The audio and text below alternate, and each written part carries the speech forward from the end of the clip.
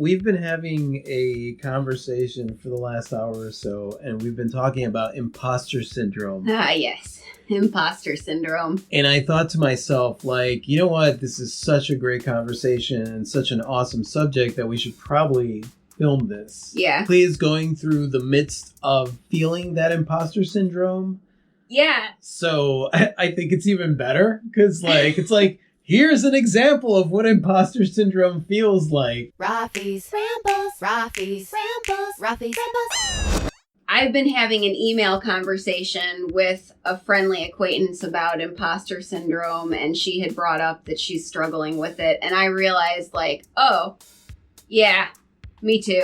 In fact, I had a bout with it last night. Yeah, so last night we did a show, and there were a bunch of like jewelers and artists and other artisans there. We ran into somebody who had some amazing jewelry that we hadn't seen in a couple of years. He had just started his art career, and we had a conversation with them back then about, hey, just do it. Go for it. Push yourself out there. So it was really a pleasure to see him at the show 2 years later with this full, beautiful collection. A really impressive collection. And Klee had two different feelings about that. Yeah, so the first thing was like, oh my gosh, I'm so impressed. I'm so proud of you. You totally went for it.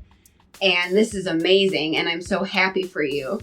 And the second thing that happened was I remembered talking to him a couple of years ago, and me and all my jewelry world expertise being like, blah, blah, blah, blah, blah, blah, blah, blah, blah, blah. And then the realization that I looked at his jewelry, and he's about to come look at my jewelry, and I feel inferior. Holy crap, I feel inferior. Now, the reality of the situation is, he delved headfirst into an area of jewelry making that I am just now starting to get comfortable with. Right. I went in a different direction. Yeah. And I'm coming around to that area. And it's just two different aesthetics, two different journeys. There's no right way. There's no wrong way. The stuff that you do would be virtually impossible for him to do. He's got a really unique creative aesthetic, and he just kind of goes with the flow and doesn't plan. So it also struck the nerve of like, my ability to innovate and be uber creative and make these abstract kinds of pieces. Right. So what happened as he's looking at my jewelry is I'm like, oh God, this is not the full scope of my ability. Please don't make assumptions about what I can do based on the collection you see here, because some of my finer work is already in the homes of my collectors and in other places. So please don't make judgments about... Yeah. It got really crazy up in here. Yeah. So, imposter syndrome. Yeah. I think one of the things that struck you was that he said that he had gone to school and taken some classes on it and stuff. And I think that struck a nerve, which it strikes a nerve in a lot of artists and creatives, because you get this impression that without that badge of I went to school, that you are an imposter, that you're not a real artist. Yeah, so automatically he's up here and I'm here, even with my decade of experience, and he's getting started.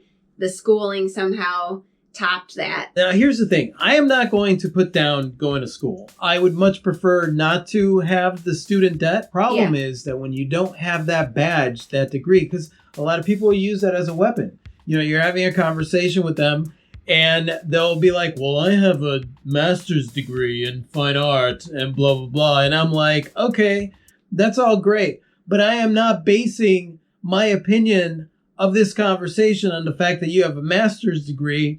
I am basing my opinion of this conversation on the conversation that we're having right now. I could give two craps what kind of degree you have. So I worked in business for a long time, and I worked my way up over my career, getting a lot of people that came out of business school. They took business. I would have to train them, and essentially everything that they learned in school about business was useless, was absolutely useless when it came to the real world and real world situations and scenarios. And I'd see a lot of these guys flail around and try to implement things that they learned in school that just were not working for them. Until you have the experience, It doesn't matter how much education you have.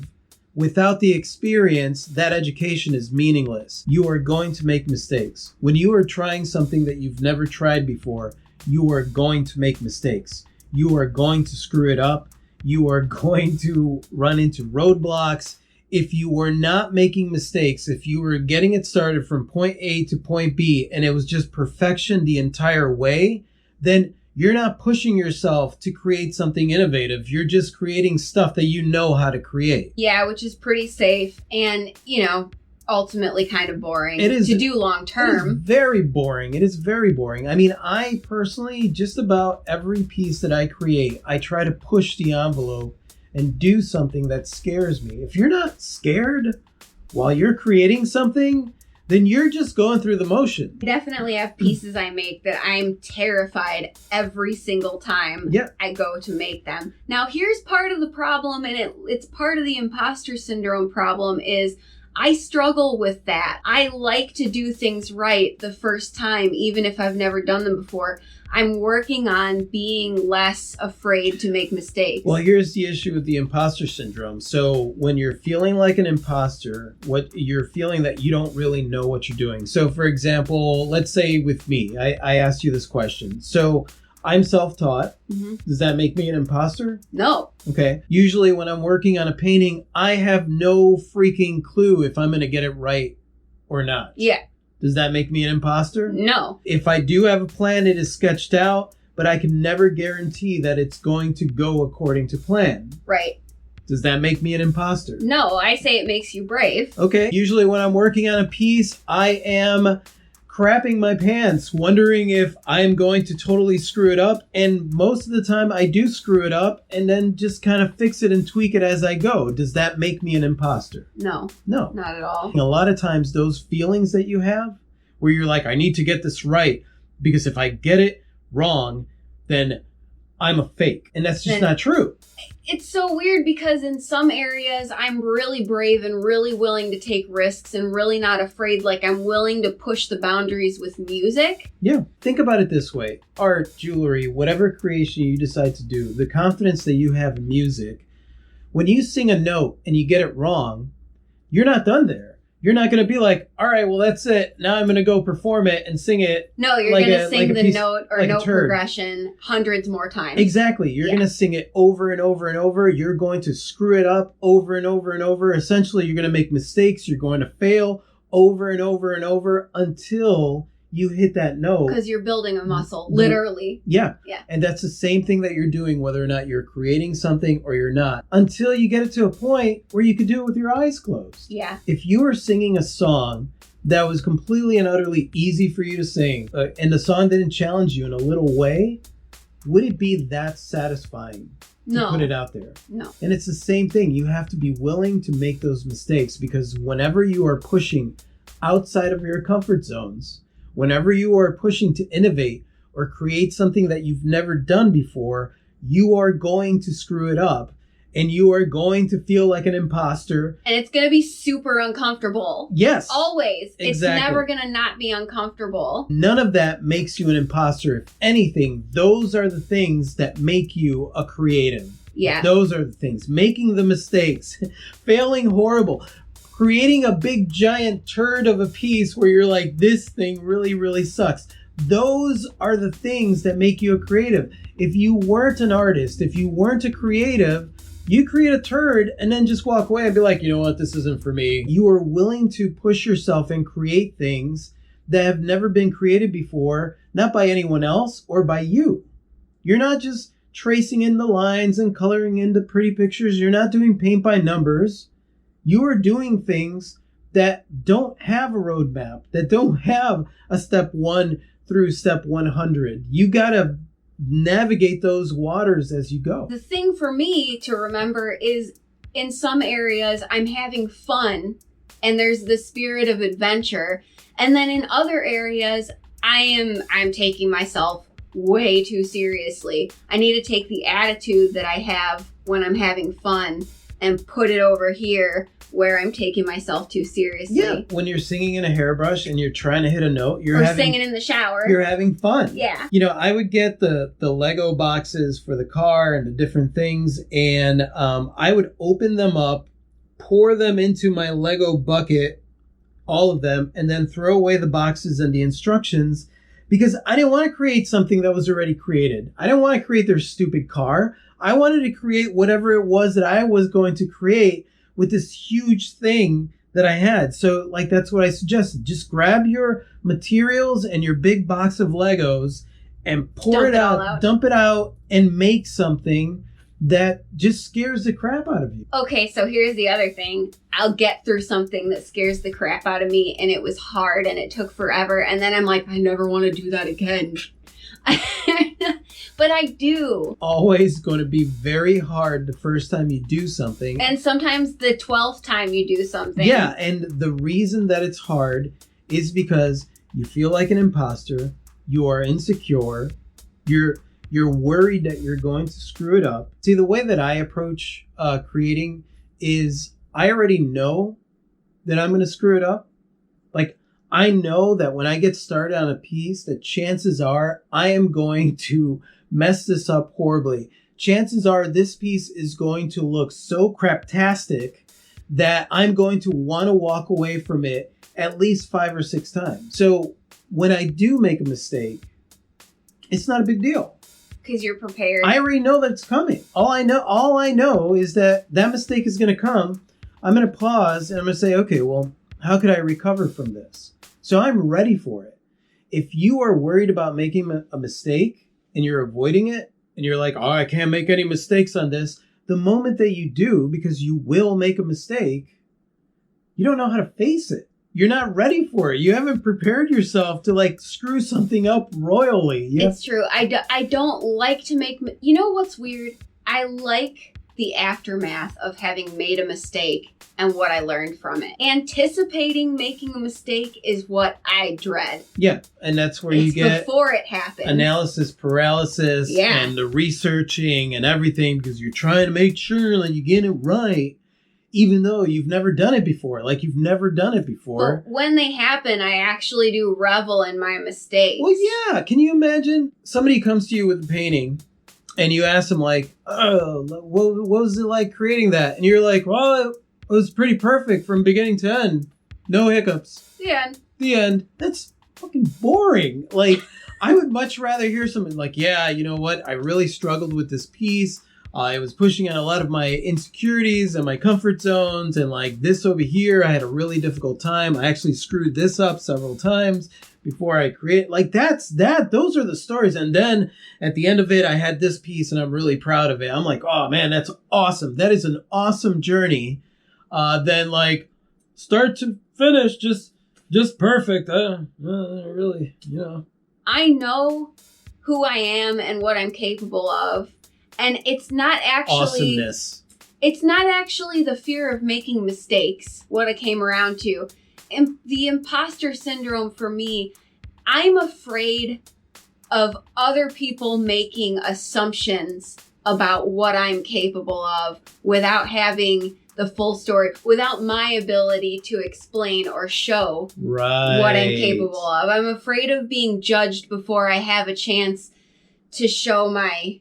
So here's a question for you.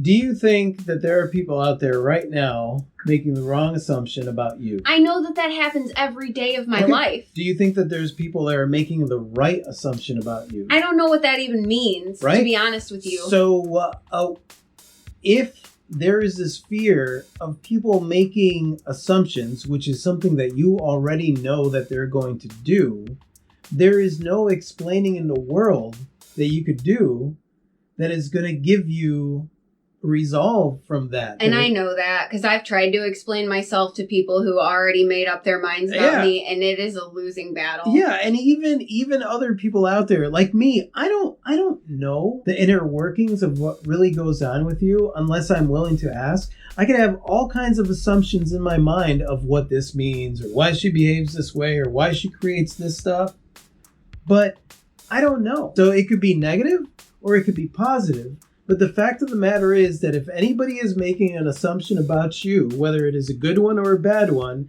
it is complete and utter bullcrap. Any assumptions that anybody makes about me is bullcrap. I love it when people love me. I love it when people love my art. But also, if people hate my guts, I'm like, well, what am I supposed to do about that? Yeah, and it's Explain myself? No. I mean, explain myself so you cannot hate my guts. And even that is ludicrous because I'm simultaneously afraid for people to assume I suck. And I'm also afraid of people assuming that I'm great.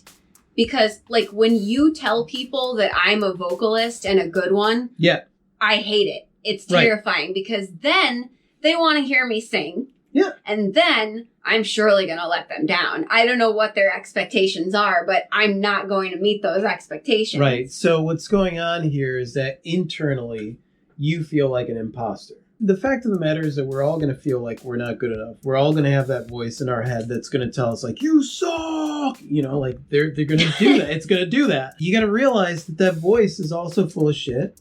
And if somebody else is saying something that really strikes that chord of insecurity or imposter inside of you, it's because that's how you feel about yourself. If you didn't feel that about you, to some extent or another, it would have no impact. That's like me coming in and being like, oh my God, I can't believe your hair is so dark and black. It's like raven black.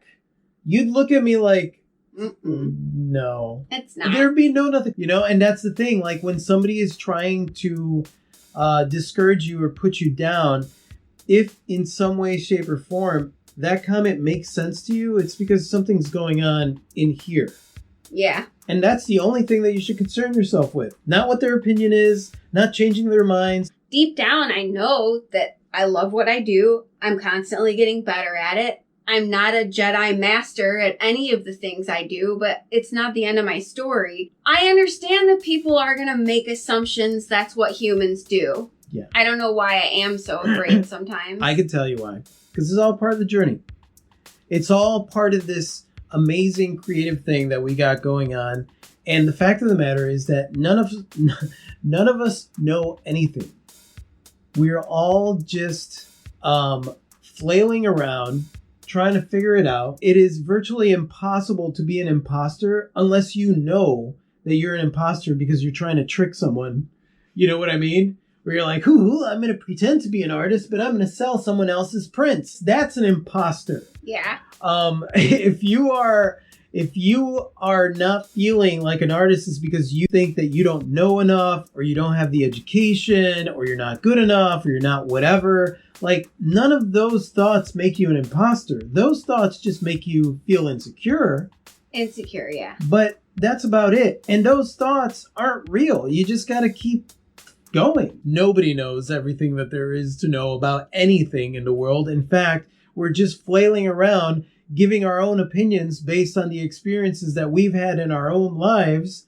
So you can't tell me. No, you're simultaneously, so we're really like, we're a bunch of heads on sticks and we're like, blah, blah, blah, blah, blah, blah, blah, blah. And it's great and wonderful and we're beautiful and wonderful and genius and stupid and we're experts. Did you notice that she like gestured at me when she was like, and stupid? No, don't actually know anything. And at the same time, we know everything that we need to know about ourselves. Yeah.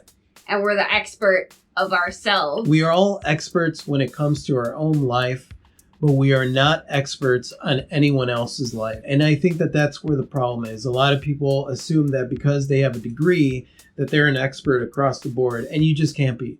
You're an expert in your own life. It is impossible for you to be an imposter in your own life unless you are not being true to yourself. Something really magical did come out of this. I mean, several things, but something that I took away is I've been playing it safe for a while. And in my playing it safe, I think I was maybe getting a little egotistical. Like, I'm great. Everything I do is wonderful. I never mess up. I'm an awesome expert at my craft. Everything I do is perfect. And the truth is, I hadn't really been pushing myself outside of comfort zones for a while. So yes, everything I was creating was perfection. Well, the last 6 months to a year, I've been putting myself in situations where I'm not in my comfort zone and I'm pushing boundaries and I'm forcing myself to do things I'm not comfortable with.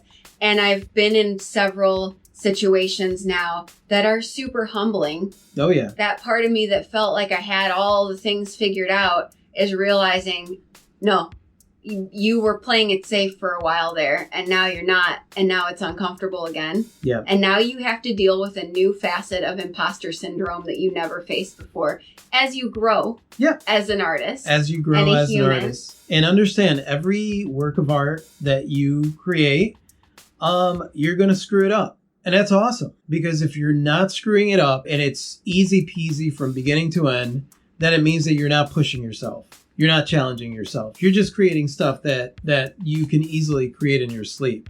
And honestly, there's nothing exciting about that. And there's no growth when it comes to that. You're just repeating the same thing over and over and over. Take that bucket of Legos and just pour it out there and set out to create the biggest piece of crap that there was.